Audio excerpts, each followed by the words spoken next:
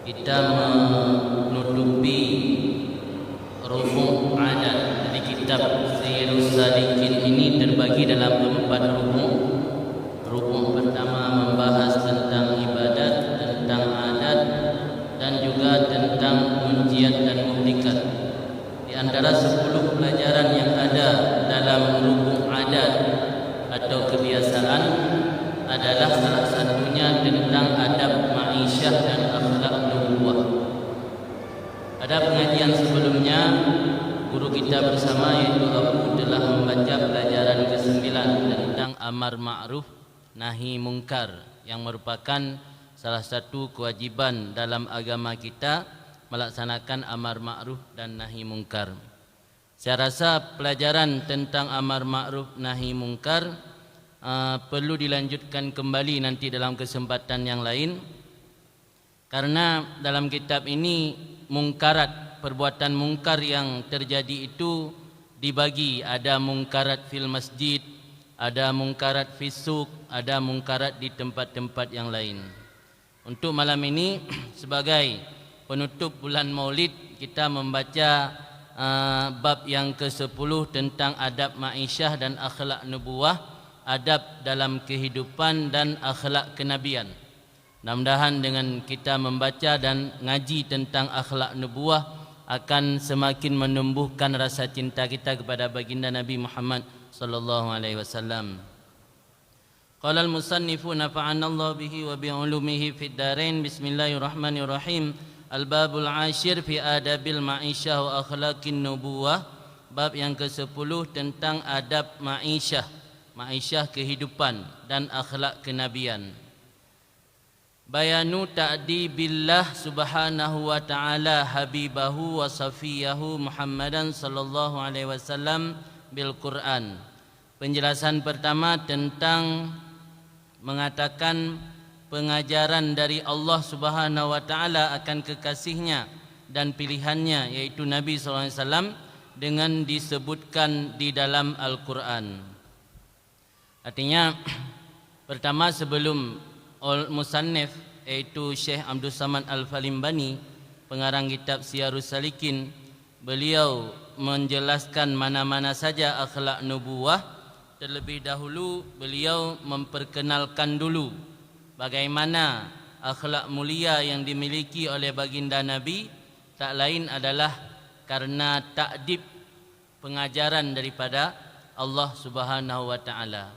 Di mana dalam sebuah hadis Rasulullah sendiri mengakui ketika ditanyai oleh orang-orang Makkah, dari mana kamu Muhammad mendapatkan akhlak yang luhur, akhlak yang terpuji, padahal kamu hidup di kalangan orang-orang yang tidak memiliki akhlak, padahal kamu hidup di kalangan orang-orang yang tidak bermoral. Apa jawaban dari baginda Nabi? Addabani Rabbi fa ahsana ta'dibi. Addabani Rabbi, Tuhan yang mentakdibku. Jadi Rasulullah bukan hasil didikan manusia, Rasulullah bukan alumni lembaga pendidikan manapun, tapi Rasulullah adalah ditakdib oleh Allah secara langsung. Fa ahsana ta'dibi, maka memperindah ianya Allah akan takdib kepadaku. Itu adalah bukti bahwa Rasulullah memiliki akhlak yang luar biasa karena ditakdib langsung oleh Allah Subhanahu wa taala.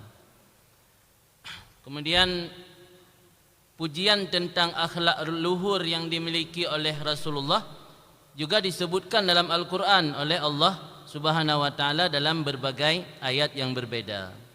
Kata Imam Ghazali rahimahullah, "I'lam, ketahui olehmu, annahu kana kasirat dhara'ah wal ibtihal, daimas su'al minallahi ta'ala ay yuzayyinahu bimahasinil adab wa makarimil akhlaq."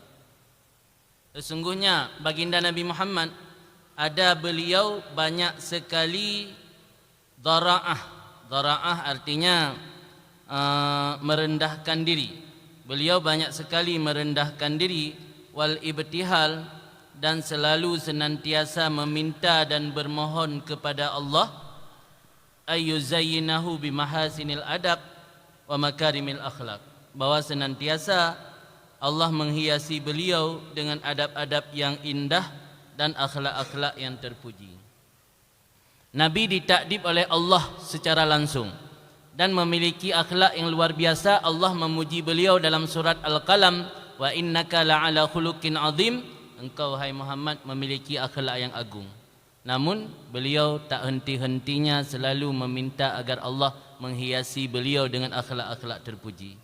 Jauh sekali berbeza dengan kita yang bukan didikan Allah, hanya didikan manusia, tetapi tidak pernah memohon dan berdoa agar Allah memberi akhlak yang mulia kepada kita. Nabi yang dididik oleh Allah langsung, selalu beliau berdoa.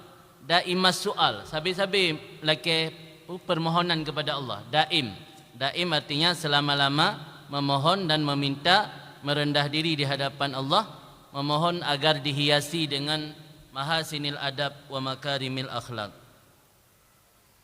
Kemudian dalam satu riwayat ada diajarkan doa untuk memohon agar Allah memberi kita akhlak yang mulia. Doa tersebut dibaca setiap habis salat, itu Allahumma hdini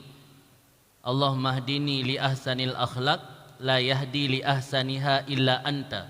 Ya Allah, beri hidayah kepadaku li ahsanil akhlak, untuk mendapatkan akhlak terpuji.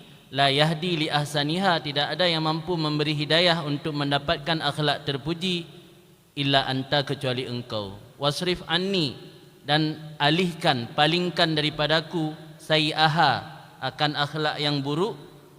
La yasrifu anni sayi'aha illa anta, tidak ada yang mampu memalingkan akhlak buruk daripadaku kecuali engkau. Allahumma hdini li ahsanil akhlak la yahdi li ahsaniha illa anta, wasrif anni sayi'aha la yasrifu anni sayi'aha illa anta.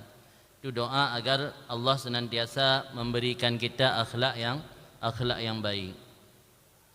Kemudian dalam riwayat yang lain, Nabi juga selalu bersabda dan mengucapkan dalam doa beliau, doa yang berbunyi Allahumma hassin khalqi wa khuluqi. Ya Allah, indahkan khalqi, artinya kejadian, khalqi kejadian, maksudnya yang zahir. Indahkan yang zahir daripadaku, wa khuluqi, dan indahkan perangaiku. Jadi ada doa yang diminta oleh Nabi. Pertama, Nabi meminta kepada Allah agar diberi keindahan khalqu. Khalqu maknanya kejadian ataupun penciptaan, artinya fisik zahir. Adapun khuluq, perangai. Adapun karakter, akhlak. Jadi Rasulullah selalu memohon doa hasin khalqi wa khuluqi. Ya Allah, indahkan akan ciptaanku, artinya kejadianku, dan indahkan akan akhlakku. Doa ini mirip dengan doa yang diajarkan ketika kita bercermin. Sering bercermin. Dalam agama hukum bercermin mubah. Ketika kita melakukan bercermin di hadapan cermin, ada adabnya, yaitu doa Allahumma kama hassanta khalqi fahassin khuluqi. Ya Allah, sebagaimana engkau indahkan fisikku, engkau indahkan ciptaanku, penciptaanku, maka indahkan akhlakku. Jadi jangan hanya berbangga hati dengan indah fisik luaran saja, tapi sementara akhlak dan karakter kita tidak indah seindah luaran fisik. Maka baca doa ketika kita berdiri di hadapan cermin, Allahumma kama hassanta khalqi fahassin khuluqi. Kemudian disebutkan di sini doa-doa yang dipanjatkan oleh Rasulullah tersebut semua diijabah oleh Allah. Karena Allah Ta'ala berfirman dalam Al-Quran, Udu'uni astajib lakum. Sudah barang pasti doa Rasulullah pasti diijabah. Karena syarat untuk diijabah doa semuanya dimiliki oleh Rasulullah. Antara lain syarat untuk istijabah doa, pertama, kita benar-benar menggantungkan harapan secara mendesak kepada Allah. Artinya ketika kita berdoa dan memanjat memohon kepada Allah, benar-benar permintaan dan permohonan kita sama seperti orang yang mau karam dalam lautan. Artinya permintaan yang sifatnya mendesak. Kalau dalam bahasa Arab diistilah dengan ittirar. Ittirar menajih melarat. dalam kondisi sama seperti orang melarat. Kadang-kadang kita mohon doa kepada Allah bukan dalam kondisi ittirar, masih ada dalam hati kita harapan orang lain yang akan memenuhi hajat dan keinginan kita. Jadi tidak mendesak permintaan kepada Allah. Nabi ketika memohon permohonan doa kepada Allah, karena beliau memiliki makrifat kepada Allah yang sangat tinggi, sudah pasti beliau tidak menaruh harapan sedikit pun kepada selain Allah. Kemudian syarat diterimanya doa, makanan harus halal, pakaian harus halal, tempat tinggal harus halal, minuman harus halal. Pasti tidak diragukan Nabi atau baginda Nabi Muhammad SAW memiliki semuanya. Sudah barang tentu pasti permohonan beliau diijabah dan diterima oleh Allah. Kemudian berkenaan tentang akhlak yang dimiliki oleh Rasulullah, pernah ada satu orang bertemu dengan Sayyidah Aisyah radhiyallahu an, maka beliau menanyakan kepada Aisyah tentang akhlak Rasulullah. Apa jawaban Sayyidah Aisyah? Kamu pernah baca Al-Quran enggak? Jawab lelaki tadi, bala pernah. Kalau kamu pernah baca Al-Quran, akhlak Rasulullah itulah Al-Quran.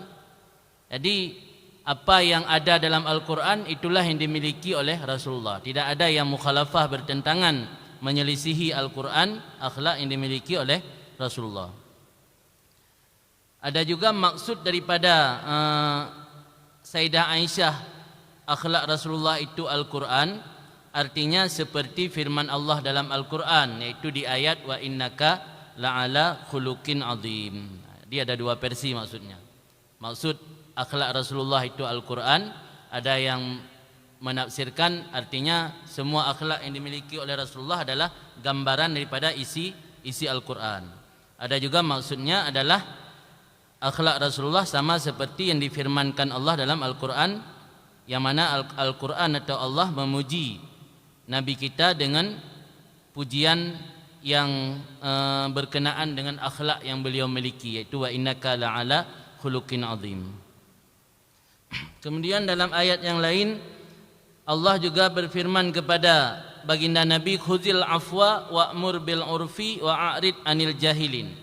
Ambillah sikap memberi maaf dan perintahlah dengan perbuatan baik dan berpalinglah dari orang-orang yang bodoh. Ini adalah takdib, didikan dari Allah kepada sang Nabi untuk selalu memiliki sifat memberi kemaafan dan memerintah perkara yang baik-baik dan berpaling daripada orang-orang yang bodoh. Kemudian ada perintah yang lain, wasbir ala ma asabat, bersabarlah setiap atas apapun yang menimpa kamu. Kemudian ada ayat yang lain lagi, fa'fu anhum wasfah, beri kemaafan dan maafkan, innallaha muhibbul muhsinin. Banyak sekali ayat-ayat yang menunjukkan kepada didikan dan takdib daripada Allah Subhanahu wa taala kepada sang Nabi. Kemudian ada cerita lain disebut oleh Imam Ghazali, tak kala terjadi peristiwa perang Uhud di mana gigi depan Rasulullah pecah pada kala itu dan wajah beliau luka berlumuran darah. Tak kala beliau menyapu darah yang ada di muka, beliau saking emosi berkata, kaifa yuflih qaumun khadabu wajha nabihim biddam. Bagaimana akan mendapat kemenangan satu masyarakat yang melumuri wajah nabinya dengan darah, padahal Nabi mengajak mereka kepada jalan Allah. Nabi mengajak mereka kepada jalan Allah, tapi dibalas dengan dilukai muka sampai berdarah.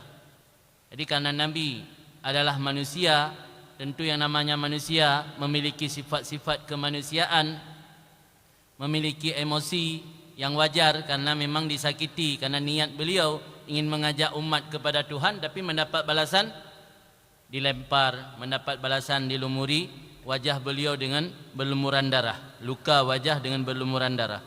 Akhirnya beliau berdoa, padahal doanya kurang serius.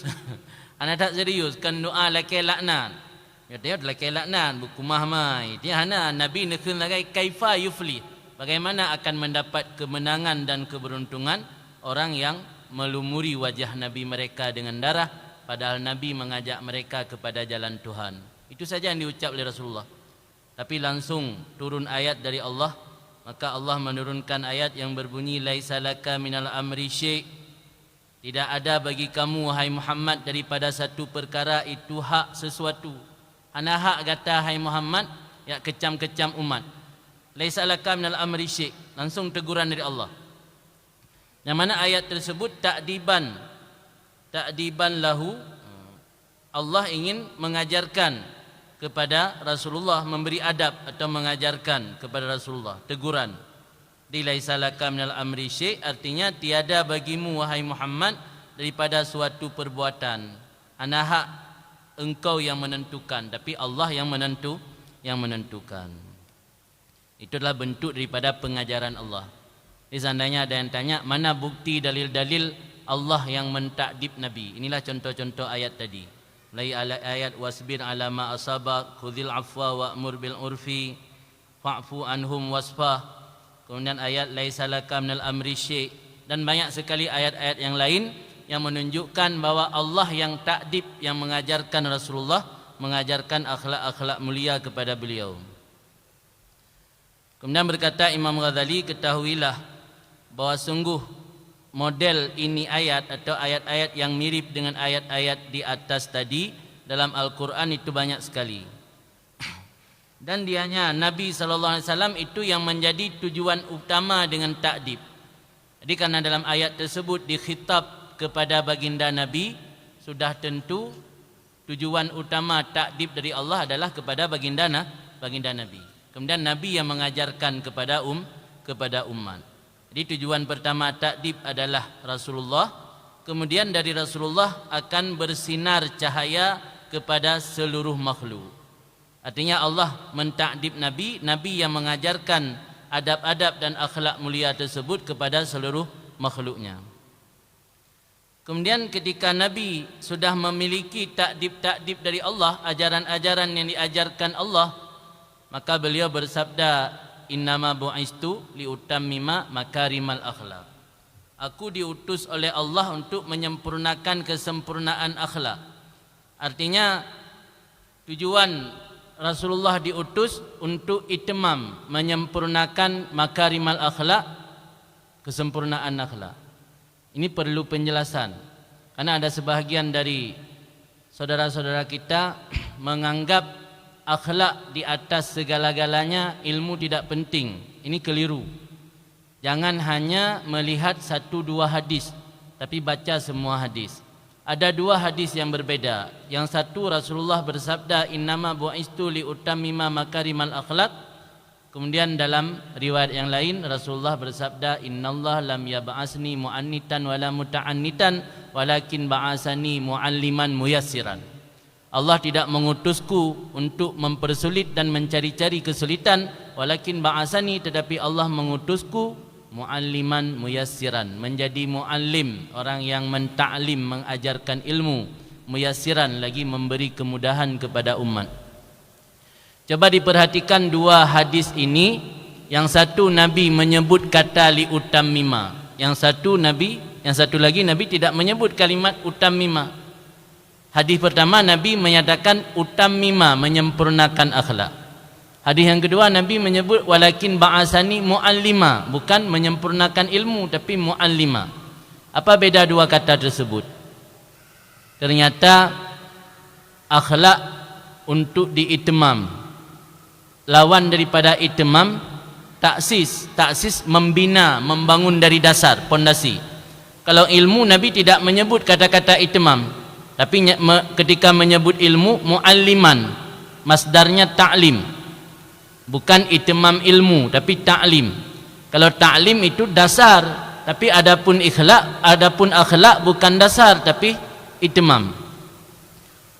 Mal farqu bainahuma, apa beda keduanya? Ketika seseorang menyebut menyempurnakan rumah, artinya rumah sudah jadi, tapi disempurnakan dengan cara dicat atau diplaster atau dipakai lift ataupun hiasan-hiasan yang lain, itu namanya menyempurnakan. Tapi ketika orang berkata membangun rumah, itu maksudnya dari pondasi. Kira-kira kalau Nabi diutus untuk menyempurnakan akhlak, bukan membangun akhlak dari pondasi, mana yang dijadikan pondasi akhlak? Tentu jawabannya ilmu. Tidak ada hal lain yang lebih cocok untuk dijadikan pondasi akhlak melainkan ilmu. Atau itu hanya dugaan kita. Kadang-kadang hadis Nabi bisa kita pahami secara zahir.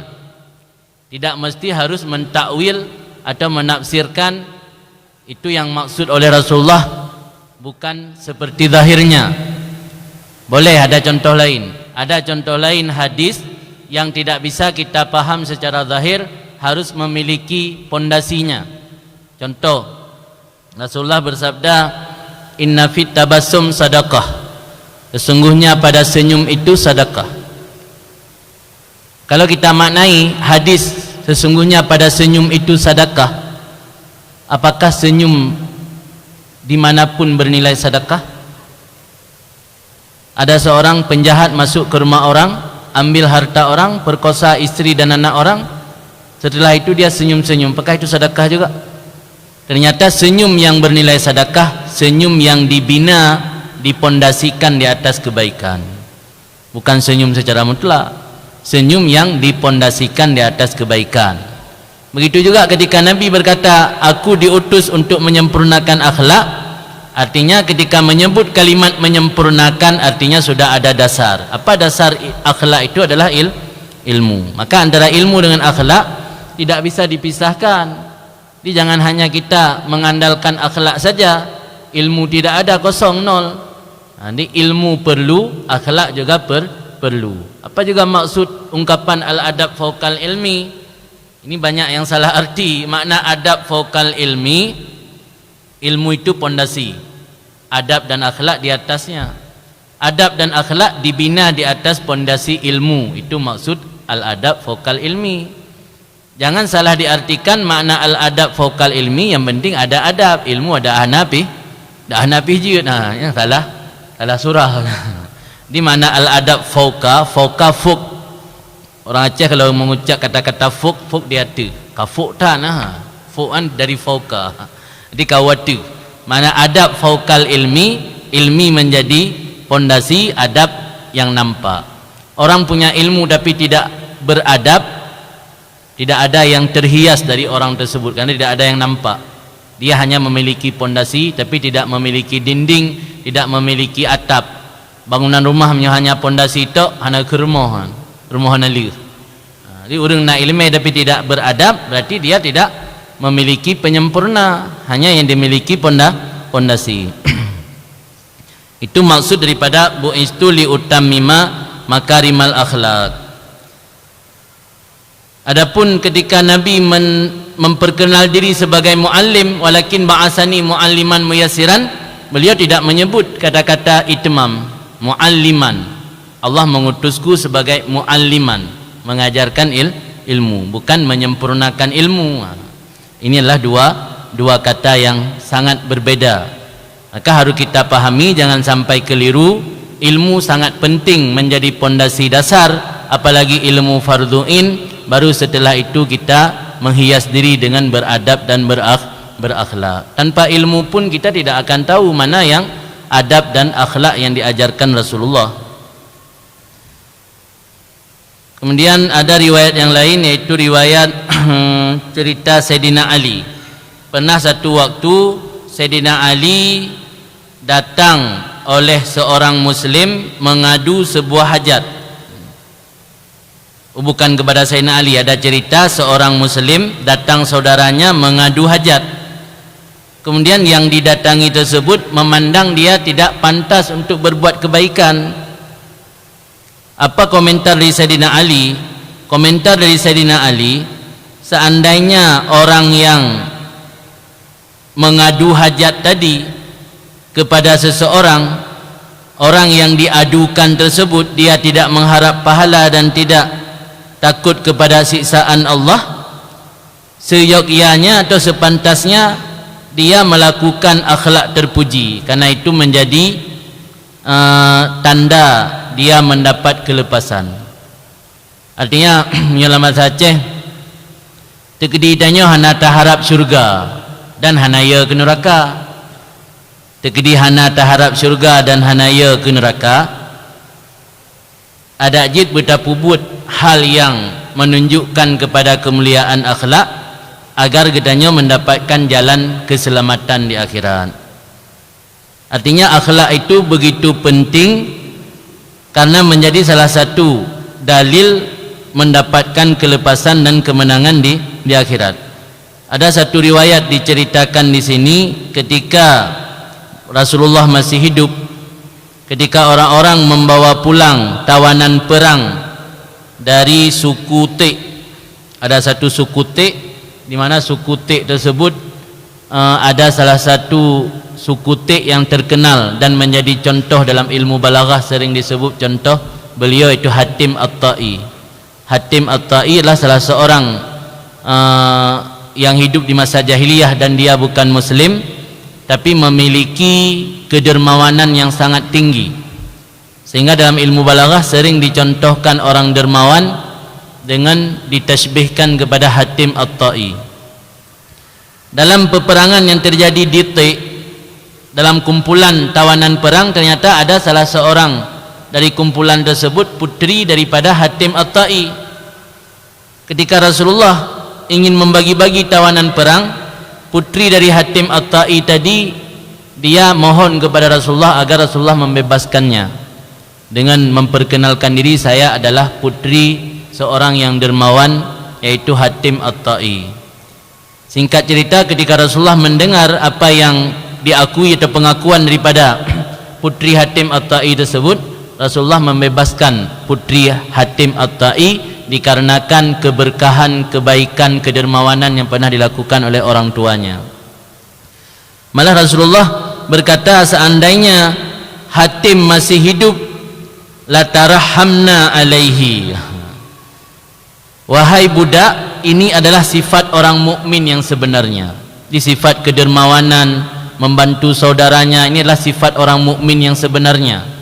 Seandainya dia masih hidup, kata Rasulullah, la tarahamna. La tarahamna kalau bahasa kita akan mengucapkan rahimakallah.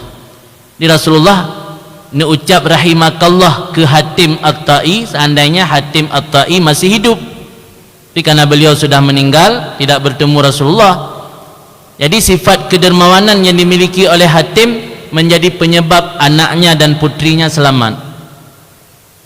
Jadi kebaikan yang kita lakukan tersebut karena akhlak mulia menjadi sebab kita selamat, meskipun kita tidak termasuk orang yang merindukan surga dan takut neraka, tapi itu menjadi sebab kita selamat.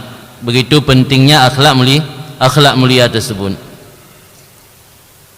Kemudian Rasulullah membebaskan putri dari Hatim At-Ta'i tersebut dikarenakan kedermawanan dan akhlak baik yang dimiliki oleh orang tuanya. Dan dalam hadis yang lain Rasulullah bersabda, wallazi nafsi biyadih, demi Tuhan yang jiwaku berada dalam kekuasaan Tuhan tersebut, tidak akan masuk syurga kecuali orang yang bagus akhlak. Artinya orang yang memiliki akhlak bagus menjadi satu sebab untuk masuk surga.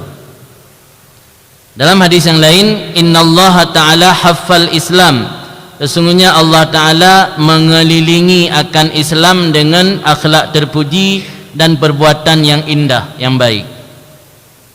Maksud mengelilingi, dipagari. Islam ini dipagari dengan akhlak yang terpuji dan perbuatan yang indah. Maka kenapa hari ini Islam malah mendapatkan image yang negatif di kalangan orang-orang di luar Islam? Penyebabnya sebagaimana kata salah seorang ulama Mesir, al-Islam mahjubun bil muslimin. Islam itu terhijab dengan sikap orang muslim sendiri. Jadi orang melihat Islam melalui perilaku orang muslim. Kenapa Islam jadi tidak baik, tercemar nama? Karena mahjub terhalang, pada bahasa Aceh. Islamnya pada dengan sikap orang Islam. Al-Islam mahjubun bil muslimin, sikap orang Islam sendiri yang menghijab Islam, sehingga orang memandang Islam tidak baik. Padahal Rasulullah bersabda, Allah telah mengelilingi Islam, memagari Islam dengan makarimil akhlak. Tapi pagar tersebut sudah dihancur oleh muslim sendiri, dihancurkan oleh muslim sendiri. Kemudian di antara akhlak-akhlak terpuji yang menjadi simbol dan ikon Islam adalah husnul muasyarah.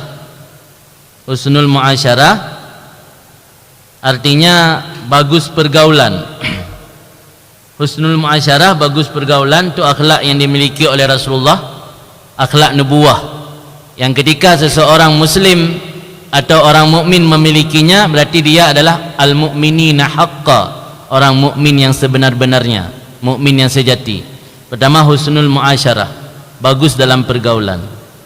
Maksud bagus dalam pergaulan artinya kita termasuk orang yang dalam pergaulan tidak pernah mengganggu orang, merusak hak orang, menyakiti perasaan orang atau menyakiti fisik orang. Itu namanya husnul muasyarah, bagus pergaulan. Kemudian yang kedua, karamus sani'ah. Makna karamus sani'ah, mulia perbuatan. Perbuatan kita termasuk perbuatan yang baik, mulia. Lainul janib. Lainul janib artinya orang yang gampang bermuasyarah, bergaul. Kadang-kadang ada sebagian orang berteman dengan orang tapi sulit pergaulan, sulit berkomunikasi, sulit berinteraksi. Dalam hadis ada satu hadis yang berbunyi, hurrima 'alan nar kullu hayyin layyin sahlin qaribin minan nas. Diharamkan di atas neraka, kata Nabi, setiap orang hayyin. Apa makna hayyin? Makna hayyin alladzi yattasifu bisukun wal wiqar, orang yang memiliki ketenangan dan kesopanan, itu namanya hayyin. Artinya ketenangan, keteduhan lahir maupun batin, tidak labil dan tidak gampang marah, itu namanya hayyin. Kemudian lain, diharamkan kepada neraka orang yang memiliki sifat lain. Lain maknanya lembut, lembut dalam interaksi dengan manusia, lemah lembut, santun, tidak kasar, tidak semaunya sendiri, tidak galak, itu sifat lain. Kemudian sahlin, makna sahlin, sahlil muamalah wal khuluq, bagus berinteraksi dengan manusia, tidak mempersulit orang, selalu memberi solusi, tidak suka berbelit-belit, itu namanya sahlin, mudah. Jadi orang yang memiliki sifat hayyin, lain dan sahlin, kemudian qaribin minan nas, dekat dengan semua orang, itu namanya termasuk dalam orang yang disebut dalam hadis diharamkan atas neraka. Ini salah satu akhlak mulia yang diwariskan oleh Nabi adalah layil janib, gampang muasyarah, dalam pergaulan gampang. Jadi tidak terlalu high profile, low profile. Orang yang memiliki profil rendah, artinya gampang berinteraksi dengan siapa saja, itu namanya sifat sahlin. Itu adalah salah satu akhlak mulia. Tetapi jangan lupa, dalam agama kita yang dilarang mudahana.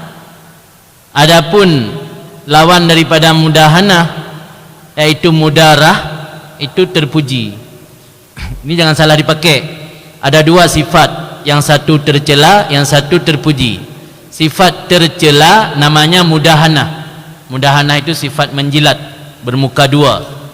Kalau dalam kitab dijelaskan makna mudahana, sikap menampakkan reda terhadap ahli maksiat. Reda terhadap ahli maksiat, kita berdekatan, dekat bergaul dengan orang maksiat, pelaku maksiat, tapi menampakkan rela terhadap maksiat mereka. Itu namanya mudahana, sikap bermuka dua, sikap menjilat. Adapun mudarah terpuji dalam agama. Mudarah adalah sifat familiar.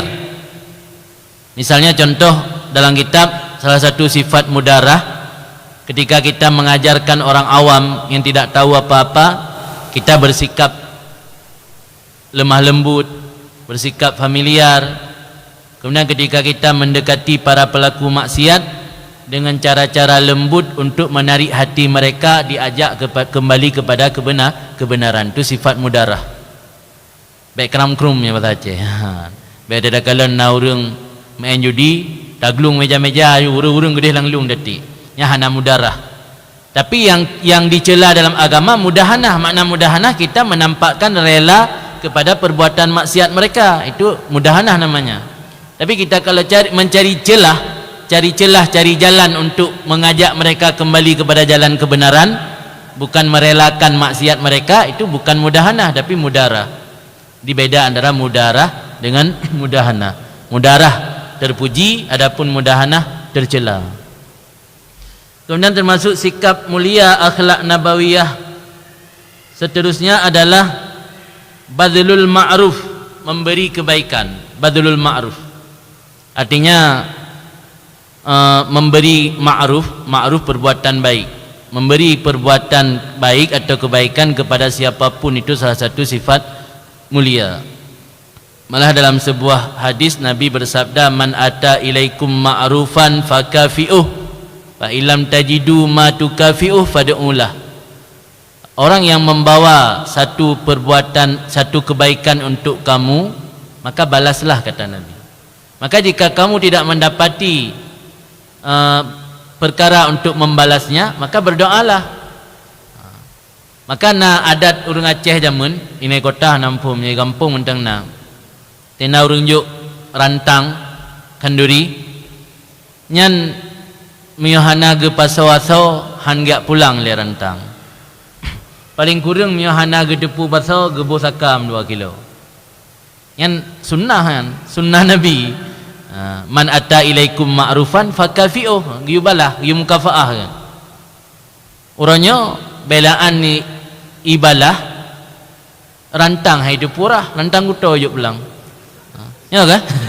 Yang mati kan ana mai sunnah. Jadi tajuk rantang khauri ke tetangga atau ke syara, rantang kuto ibalik lam. Lam ndika hana hidup paso-paso, irahlah rantang-rantang betampi rantang kuto. Rantang uto kabasi kamu be kamu gapah lam. Padahal amadi hotena urang pubut ma'ruf giu balah.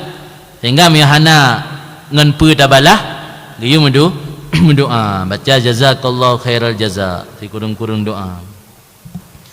Kemudian termasuk dalam akhlak nubuah, akhlak kenabian yang diwariskan oleh baginda Nabi untuk umatnya adalah it'amut ta'am, memberi makanan. Ini yang menjadi salah satu tradisi masyarakat Aceh. Senang memberi makanan, senang memberi makanan, malah berlebihan dalam memberi makanan termasuk perkara yang tidak tercela. La israfa fi amraini, hana anggap israf, tidak dianggap berlebih-lebihan pada 2 perkara. Pertama, kirat dhif, memuliakan tamu. Yang kedua, berinfak atau bersedekah. Misalnya ada orang bersedekah 50.000, kita bersedekah 50 juta, nak kira berlebihan? Boleh kita katakan lebih kali kamu sedekah sampai 50 juta. Anda enggak israf. Wallahu la yuhibbul musrifin. Allah tidak senang kepada orang yang bersifat israf. Israfnya berlebih-lebihan.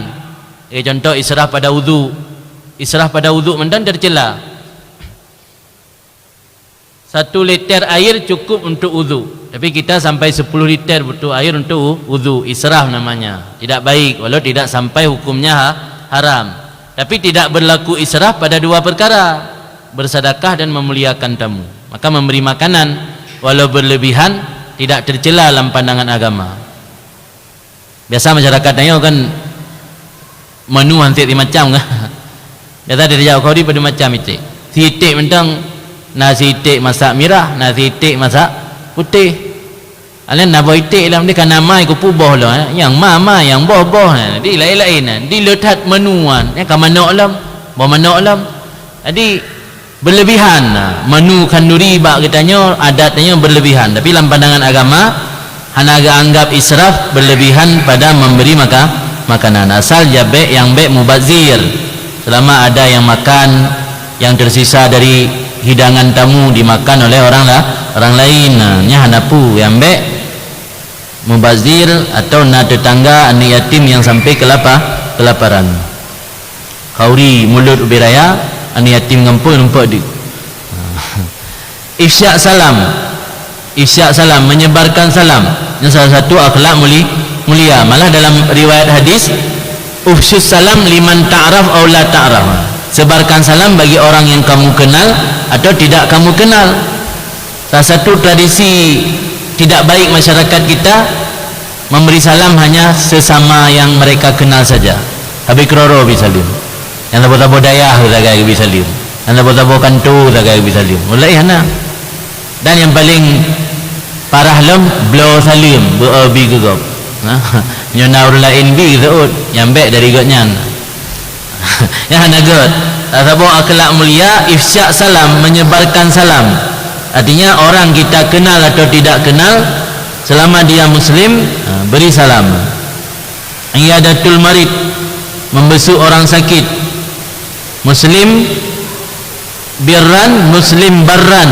orang baik ada ia atau orang fasik jadi membesuk orang sakit tidak mesti harus orang saleh orang Islam yang sakit pukul orang fasik atau orang baik tetap tak kunjung karena dengan tak kunjung tersebut mungkin akan menjadi sebab dia sadar karena sebagian orang ketika kita kunjung yang dia tidak pernah membayangkan akan mendapat kunjungan dari kita merasa terharu hati terharu hati ke salah satu penyebab mendapat hidayah tak kunjung orang yang tidak pernah salat ketika sakit seandainya dia dapat hidayah karena kunjungan kita semua amal kebaikan dia semenjak dia dapat hidayah sampai mati semua mengalir pahala untuk kita menjadi asbab hidayah maka mengunjungi orang sakit tidak mesti harus orang saleh yang penting dia muslim salah satu akhlak mulia mengunjungi orang sakit yang muslim apakah dia termasuk baik tasyi' janazatil muslim mengantarkan jenazah orang Islam husnul jiwar baik dalam bertetangga apakah yang kita bertetangga tersebut muslim ataupun orang kafir taukir dhi syaibah memuliakan dhi syaibah orang yang memiliki uban memuliakan orang tua itu salah satu akhlak mulia malah ada hadis yang berbunyi inna min ijlalillah ikramu dhi syaibah termasuk memuliakan Allah memuliakan orang tua tidak pemulia orang tua kan orang tua orang tua orang yang telah beruban orang tua memuliakan orang tua termasuk memuliakan Allah dalam hadis maka akhlak mulia yang tua-tua itu dihormati ya. Ijabah ta'am wa doa alih memenuhi undangan ajakan makan dan mengajak orang untuk makan di baik undangan tapi yang dah bekak gop ya kan ladem yakin baca bak undangan yang baik gaknya mengkauri yang mengkauri yang nak pudam lempo nak menjan penyoja bak kauri gop nya rutin antam absen jadi ini mandua je akhlak mulia baik hanya penuhi undangan tapi sekali-kali ajak orang undang orang jangan hanya memenuhi undangan orang ijabah ta'am wa doa ali kemudian islah bainan nas mendamaikan orang yang berseteru atau bertikai waljud wal karam ketika ada saudara yang bertikai tadamaikan sakit agama mendamaikan orang bertikai kalau orang tidak rela bertabarruk melakukan infak untuk mendamaikan orang yang bertikai dia berutang dalam fikih boleh menerima zakat hak gharim walau orang kaya yang dia berutang untuk islah zatil bain, mendamaikan orang yang bertikai. Nyandum ge anggap penting mendamaikan orang bertikai dalam agama dayo. Sehingga orang kaya mutang jecok hak gharim. Tapi kalau utang untuk pribadi, orang yang kaya punya harta tidak boleh mengambil hak gharim. Tapi kalau dia ngutang untuk mendamaikan orang boleh. Nyandum ge anggap penting dalam agama.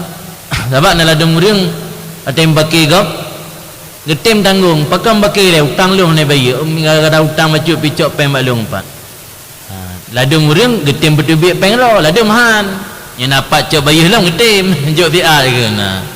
Jadi karena islah zatil bain, perbuatan yang sangat mulia dalam agama, boleh ngambil hak gharim meskipun orang yang kaya bila dia ngutang harta untuk islah bainan nas. Kemudian termasuk dalam sikap mulia yaitu jud, pemurah, wasamaha, dan sikap memberi maaf. Ibtidak bisalam. Ibtidak bisalam artinya memulai salam. Jadi lebih utama memulai ketimbang menerima salam. Kadzmul ghid. Kadzmul ghid artinya menahan amarah. Wal afu anin nas, dan memberi kemaafan kepada manusia.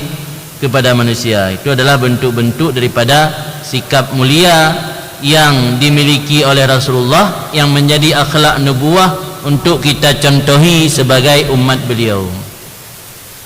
Karena ketahuilah bahwa mahabbah, mencintai Rasulullah adalah tuntutan agama dan tolak ukur keimanan seseorang. Mungkin ada orang yang bertanya, bagaimana mungkin kita mencintai Rasulullah sementara kita tidak pernah mengenal dan bertemu langsung dengan beliau? Ketahuilah, benih-benih cinta itu tumbuh karena 3 faktor. Pertama, li jamal, karena ada keindahan. Yang kedua, lil kamal, karena ada kesempurnaan. Ketiga, lin nawal, karena ada pemberian. Cinta tumbuh karena jamal, indah. Orang akan jatuh hati, jatuh cinta kepada sesuatu karena memiliki keindahan. Kira-kira ada yang lebih indah di dunia ini daripada keindahan yang dimiliki oleh Rasulullah SAW? Keindahan yang Allah Ta'ala yang menjadikan Rasulullah indah. Jadikan keindahan yang upaya dari diri sendiri. Keindahan langsung Allah yang indahkan, baik dari segi akhlaknya, karakternya, fisiknya, semua keindahan dimiliki oleh Rasulullah. Ini bisa dibaca dalam kitab Syama'il Muhammadiyah karangan Imam Tirmizi. Dalam karangan Syama'il Muhammadiyah tersebut semua disebut tentang karakter dan ciri-ciri Rasulullah, mulai dari fisiknya, matanya, wajahnya, perawakan tubuhnya, sampai kepada akhlak-akhlak mulia yang beliau miliki. Ketika kita sering membaca jamal, keindahan yang beliau miliki, akan menumbuhkan rasa cinta dalam hati. Orangnya karena ada baca sejarah Nabi dah. Ada baca sejarah Nabi, galak tak dengar sejarah Nabi yang lucu-lucu saja, sekedar untuk jadi bahan tertawa, untuk bahan lelucon. Tapi sejarah-sejarah yang membangkitkan mahabbah, cinta kepada Rasulullah kurang. Dah nak pernah tak ajarkan kepada anak-anak dia. Tapi berdadepu nyen perintah agama, adibu auladakum ala salasi kisalin, ajarkan anak kalian 3 perkara. Pertama, hubbi nabiikum, cinta kepada nabi kalian. Yang kedua, hubbi ahli baitih, cinta kepada keluarganya. Yang ketiga, tilawatil Quran, mengajarkan baca Al-Quran, memahami Al-Quran. Itu adalah perintah daripada agama. Siapa yang diperintah? Yang punya anak. Adibu auladakum. Jadi semua perintah dalam ayat dan hadis ditujukan kepada yang punya anak, bukan kepada guru, bukan ke tungku, bukan ke ulama, bukan ke ustaz. Ambil saja 3 contoh hadis, enggak usah semua. Hadis perintah salat, muru auladakum bis salah wahum abna'u sab'i sinin. Siapa yang diperintah? Auladakum, anak kalian. Berarti yang punya anak diperintah. Nah, yang kedua, muru auladakum bimtisalil awamir wajtinabin nawahi fadzalika wikayatul lahum walakum minan nar. Perintah anak kalian menjunjung tinggi, demikian itu menjadi menjadi benteng pemeliharaan bagi kamu dan bagi mereka dari api neraka. Itu dalil belajar ilmu fikih. Ilmu fikih ilmu tentang halal dan haram. Mana dalil wajib belajar ilmu fikih? Muru auladakum bimtisalil awamir wajtinabin nawahi. Fadzaka wikayatul lahum walakum minan nar. Semua dalil tentang perintah-perintah menuntut ilmu ditujukan kepada yang punya anak, bukan kepada Pak Ustaz, kan ke ulama. Alhamdulillah nak gure, nak tungku, kagetem tumbut anak-anak tanya orang kampung, bersyukur sudah ada yang meringankan tugas kewajiban kita. Tapi yang harus dipahami, tugas pertama kewajiban bukan untuk tungku, tapi kepada yang punya anak. Itu yang harus dipahami. Jadi untuk menumbuhkan rasa cinta kepada Nabi dengan sering-sering menceritakan tentang kemuliaan dan keindahan yang dimiliki oleh Rasul. Karena orang akan jatuh cinta karena 3 faktor tadi. Pertama lil jamal, karena indah. Yang kedua lil kamal, sempurna. Yang ketiga lin nawal. Nawal itu kalau bahasa kita berjasa. Orang pernah memberi, punya jasa baik kepada kita, kita akan jatuh hati kepada orang tersebut. Kira-kira Rasulullah berjasa enggak? Rasulullah punya jasa besar untuk umat. Kita menjadi umat terbaik walau hidup terakhir mendiami bumi, tapi terawal masuk surga karena jasa Rasulullah SAW. Kuntum khaira ummatin ukhrijat linnas. Dalam hadis Nabi bersabda, diharamkan surga kepada nabi-nabi dahulu memasukinya. Diharamkan surga kepada umat-umat Nabi sebelumku, sehingga umatku dahulu yang memasukinya. Jadi kita mendapat kemuliaan luar biasa di sisi Allah karena jasa beliau. Nawal pemberian, nailun. Nawal artinya pemberian atau jasa. Semua dimiliki oleh Rasulullah. Jamal, keindahan dimiliki oleh Rasulullah. Kamal dimiliki oleh Rasulullah. Sehingga Said Muhammad Alawi Al-Maliki dalam kitab beliau Muhammad Al-Insan Kamil menyebutkan bahwa sosok Nabi Muhammad adalah Al-Insanul Kamil, manusia yang memiliki kesempurnaan. Karena agama Islam agama sempurna. Tidak mungkin orang yang mendapat amanah untuk menyebarkan agama sempurna tapi dia tidak sempurna. Agama Islam agama sempurna. Yang mengembankan amanah untuk menyebarkan Islam baginda Nabi Muhammad. Sudah pasti beliau adalah Al-Insanul Kamil, manusia yang memiliki kesempurnaan. Kesempurnaan dimiliki oleh Nabi Muhammad, keindahan dimiliki oleh beliau, jasa dan pemberian beliau luar biasa untuk kita. Maka tiga-tiganya beliau miliki. Jadi sangat naif atau sangat tidak mungkin ketika ada orang mengatakan, bagaimana mungkin saya mencintai Nabi, saya tidak mengenali beliau. Ini contoh tentang logika. Kira orang ngejak pasai, atau ngejak pasai tetruk pasai ya belum mano nama no iku mentang utuh. Ada ayam ekornya utuh, ada satu lagi ekornya putus. Kira-kira putuh iku ngahana putuh ada mempengaruhi ke daging? Hana kah? Ekor ayam ada digunakan oleh orang biasanya apa, digoreng atau dupu juga kayak depung, hana kah? Berarti ekor atau bulu ayam dibuang. Tapi kenapa kita ketika membeli ayam, ketika ada dua pilihan, ada yang ekornya putus dan ekornya utuh, biasa tertarik kepada yang ekornya masih utuh? Karena lebih sempurna ketimbang ekor yang putus. Kenapa bisa? Karena setiap manusia memiliki tabiat. Tabiat itu terjemahan bahasa kita naluri. Setiap manusia memiliki naluri cenderung mencintai sesuatu yang sempurna, cenderung suka kepada sesuatu yang sempurna. Maka ketika kita sering membaca tentang kesempurnaan dan keindahan yang dimiliki oleh baginda Nabi, salah satu akhlaknya, karakternya, norma-norma budi pekertinya akan menumbuhkan rasa mahabbah dan cinta dalam hati kita. Jadi omong kosong kalau ada orang bilang, bagaimana mungkin saya mencintai Rasul, saya tidak pernah bertemu beliau, tidak pernah melihat beliau. Allah sudah menitipkan tabiat pada diri kita cenderung menyukai sesuatu yang sempurna. Tinggal kita apakah mau menumbuhkan rasa mahabbah kepada beliau adapun tidak mau, terserah kepada kita masing-masing. Kemudian sebelum kita masuki dalam sesi yang kedua, sesi tanya jawab, kita bacakan satu hadis lagi, yaitu tentang wasiat Rasulullah kepada Sayyidina Mu'ad. Ini juga menjadi contoh-contoh adab dan akhlak mulia yang dimiliki oleh beliau. Kalau yang tadi diceritakan akhlak yang beliau miliki, ini adalah perintah beliau kepada orang lain. Kata Rasulullah kepada Mu'adz, wahai Mu'adz, aku mewasiatkan kamu pertama bittiqaillah, bertakwa kepada Allah. Ditakwa kepada Allah, menjunjung tinggi perintah, menjauhi larangan. Itu takwa. Itu takwa tingkatan awam. Ada takwa yang lebih tinggi lagi levelnya, tidak pernah memandang diri lebih baik dari orang lain. Itu takwa yang paling tinggi. Ada orang yang mendefinisikan takwa, apa makna takwa? Tidak pernah memandang diri lebih baik dari orang lain. Artinya selalu menganggap orang lain itu lebih baik. Lebih baik orang lain, bukan menganggap diri lebih baik. Itu takwa level tinggi. Takwa level awam, imtisalul awamir wa tinabun nawahi.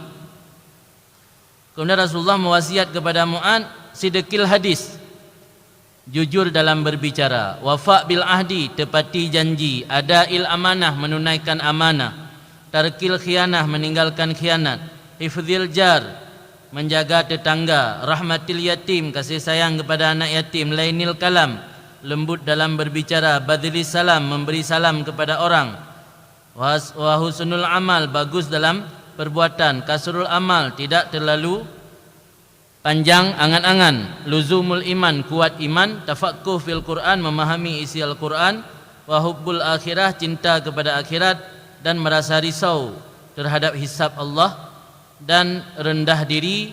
Dan aku larang kamu wahai Mu'adz bahwa kamu maki-maki akan hakim, atau kamu dustai orang yang jujur, atau kamu taat akan orang berdosa, atau kamu maksiat terhadap imam yang adil, atau kamu buat kerusakan dalam bumi. Dan aku wasiat kepada kamu wahai Mu'adz, bertakwa kepada Allah inda kulli hajar wa syajar wa madar.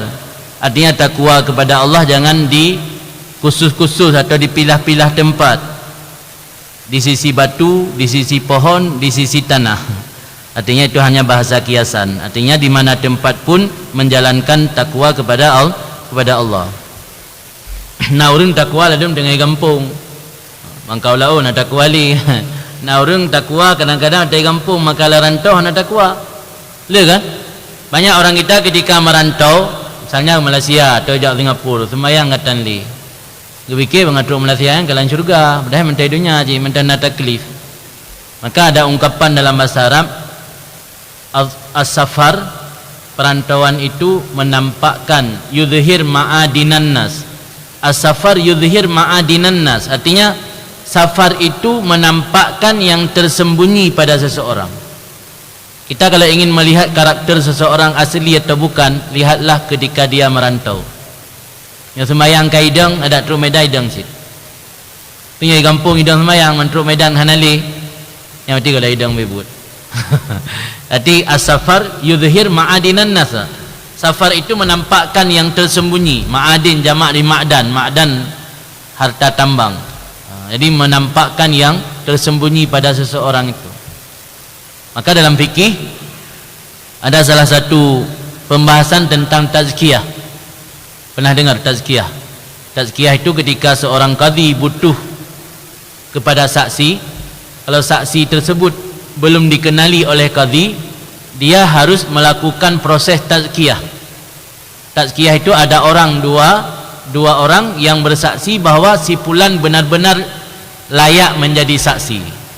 Jadi kalau bahasa kita tazkiyah itu orang yang naik saksi bahwa orang lain layak untuk dijadikan saksi. Itu namanya tazkiyah. Muzakki, orangnya disebut muzakki, profesinya disebut tazkiyah.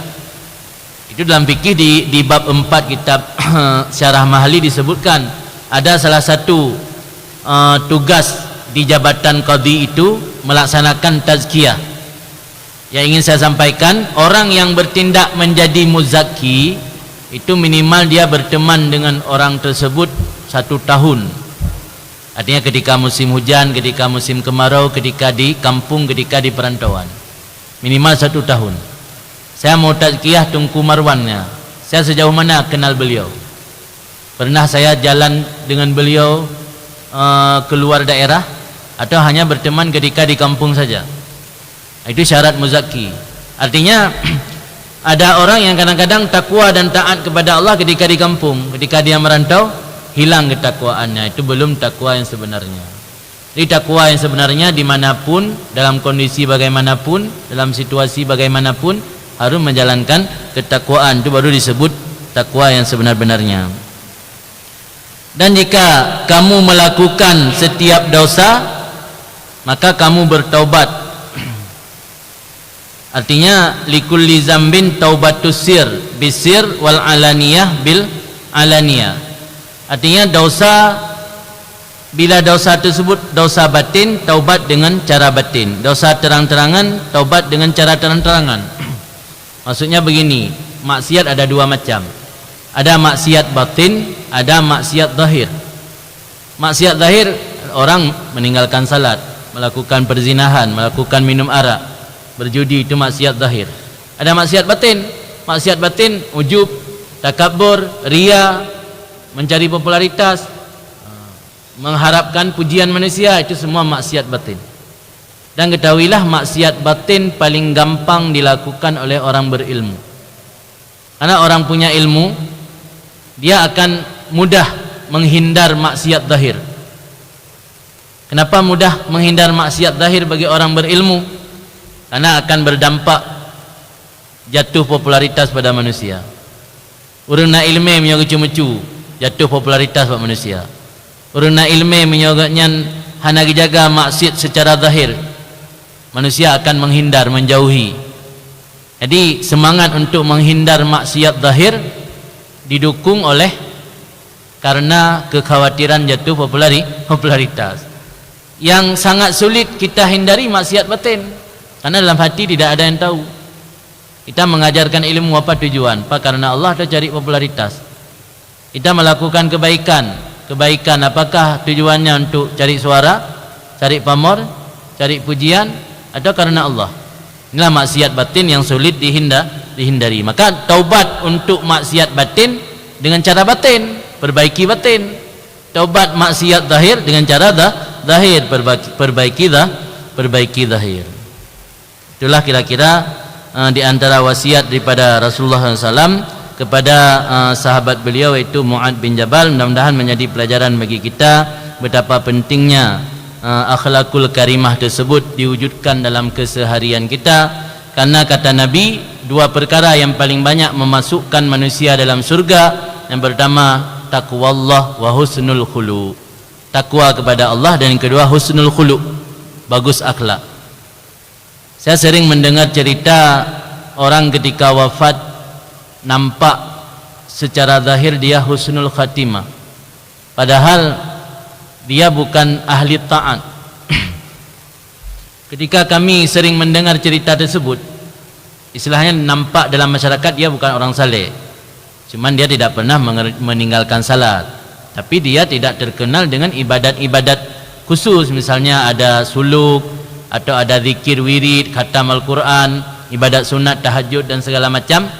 Hana pubut lihatnya ibadat biasa-biasa mentah yang wajib-wajib, tapi ketika meninggal mendapatkan mati dalam keadaan husnul khatimah luar biasa.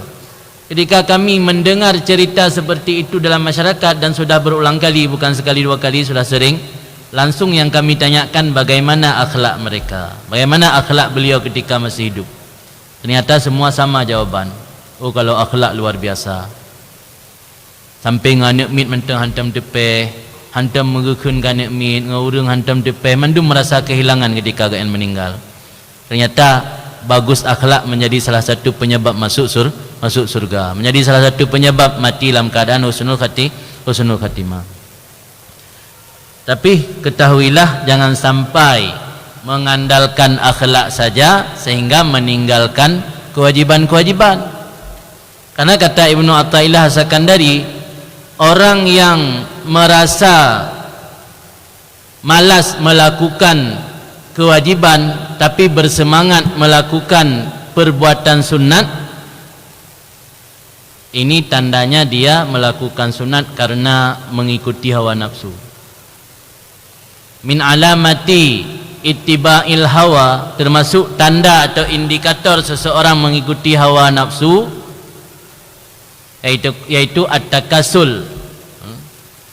At-takasul, at-tabadur bin nawafil, al-mubadarah bin nawafil, bergegas, al-musara'ah bukan mubadarah, al-musara'ah bin nawafil, bergegas melakukan perkara sunat, wat takasul bil wajibat, dan merasa malas dengan perbuatan wajib. Salah satu perkara wajib taubat. Taubat kan sunat, hukum wajib. Orang yang memiliki masa lalu kelam, berapa puluh tahun dia tidak pernah salat, ketika dia sadar hijrah kembali kepada jalan yang benar, apakah cukup dengan hadir majlis-majlis saja? Apakah cukup dengan kenduri untuk anak yatim saja, sementara dia tidak bertaubat, tidak pernah mengqadha salat, tidak pernah mengqadha zakat?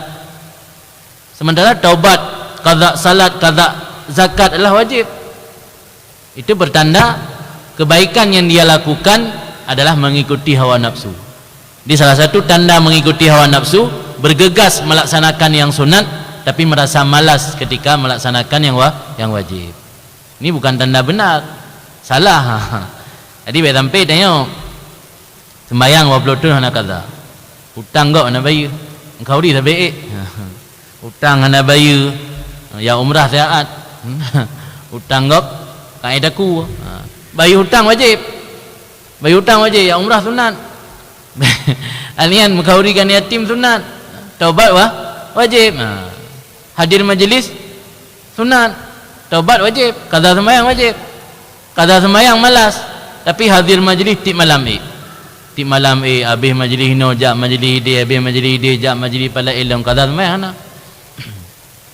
Ni kan hadir majlis dalam form. Dah cak kesimpulan, jangan mengutamakan yang sunat tapi menyepelekan yang wajib.